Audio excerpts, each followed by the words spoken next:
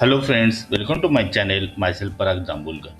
In last video, we have seen how to implement stack data structure in Java language. In this video, we will discuss how to implement queue data structure in Java language. Stack to implement stack in Java language, there is a separate class called as stack. In Java language, to implement queue, we have a collection framework, and within collection framework, we have some interfaces and some classes. So, to implement queue data structure in Java language, we have an interface called as queue. Now, as it is an interface, that is, it has the constant variables and functions or methods are abstract. In the sense, there is no body written for the methods. So, there is no meaning to create object of interfaces, so we need some classes where these interfaces are implemented. If we search queue on Google,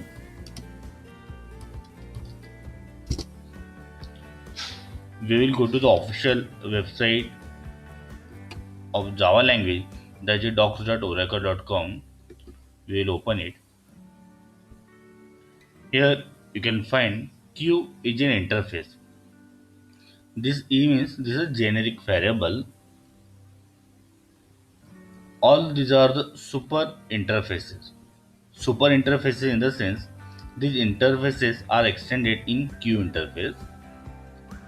All these are the sub interfaces in the sense this queue interface is extended to these interfaces.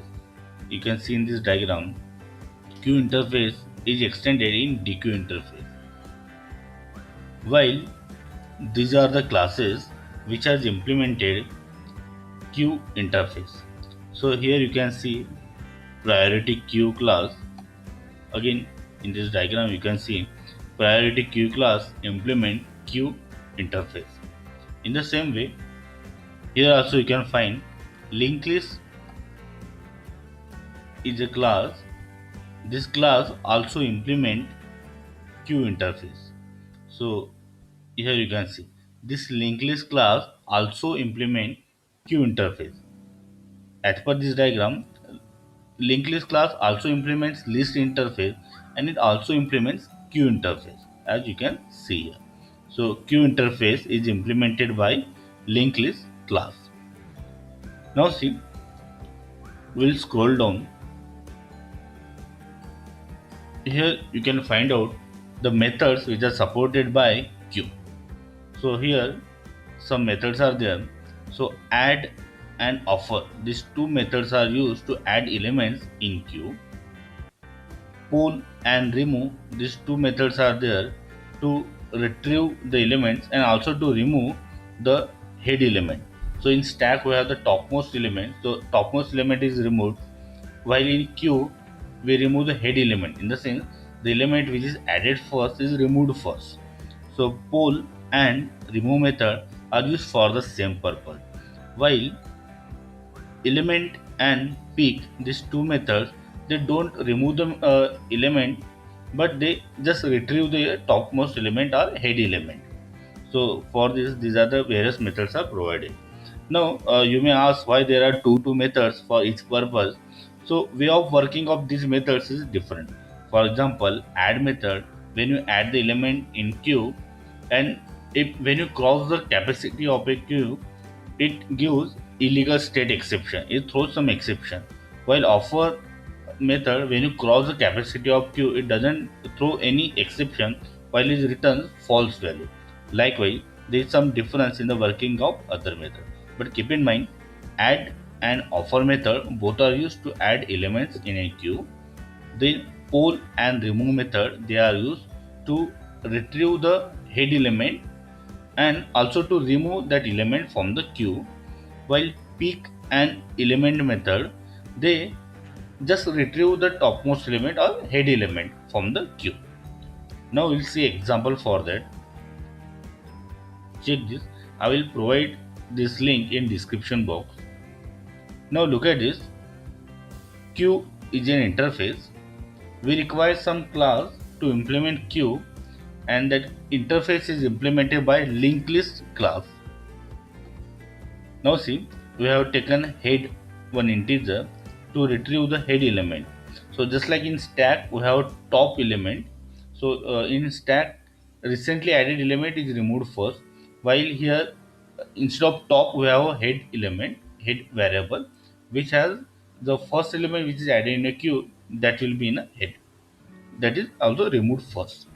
Now see, to add element we can use add method, also we can use offer method, both are same, we can use any one. So here we are adding 10, then we are adding 25, then we are adding 22, and then 18.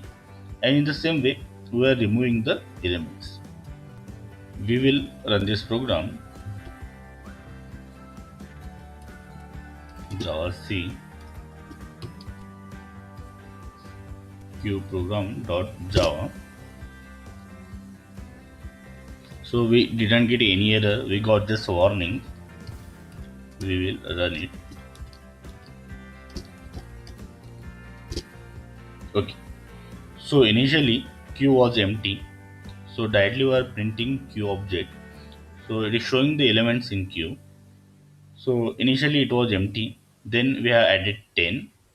Then we have added 25. So now there are two elements, 10, 25. After that we have added 22. So 10, 25, 22. And after that we have added 80. While removing, we have used remove method. We can also use poll method. So we are removing it and we are printing the contents from that queue, so that element which is removed, it will be saved in head.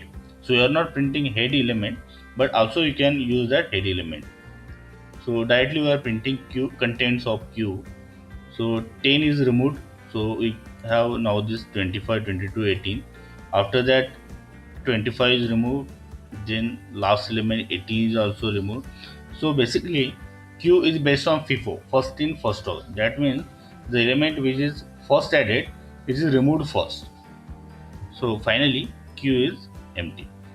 Suppose if you again try to remove the element from this,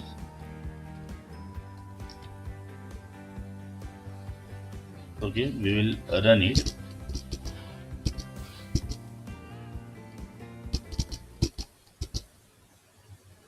So we got exception. So there was no such element in queue, and still we are trying to remove that element from the queue. Same thing. So here we got no such element exception. Instead of remove, suppose if you use poll method, which is also used to remove the element, will done.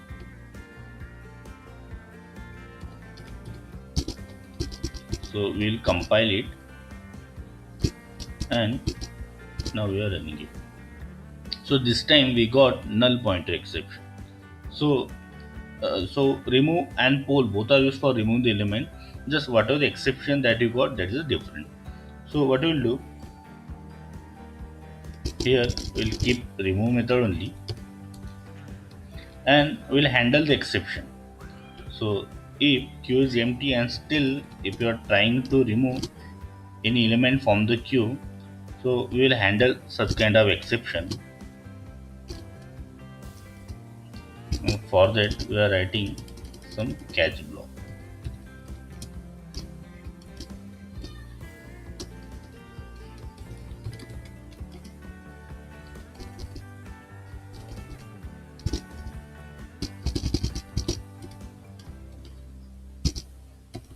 So here we will give some message, system.out.println will give the message that queue is empty now.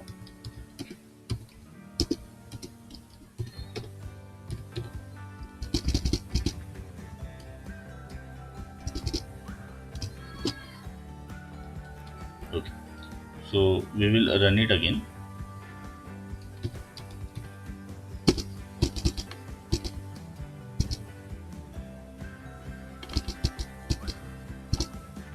Okay. So we have added some elements, then we have removed it. When queue is empty and still we are trying to remove element from the queue, so we are printing our own message. This queue is empty. So we have handled exception in this program.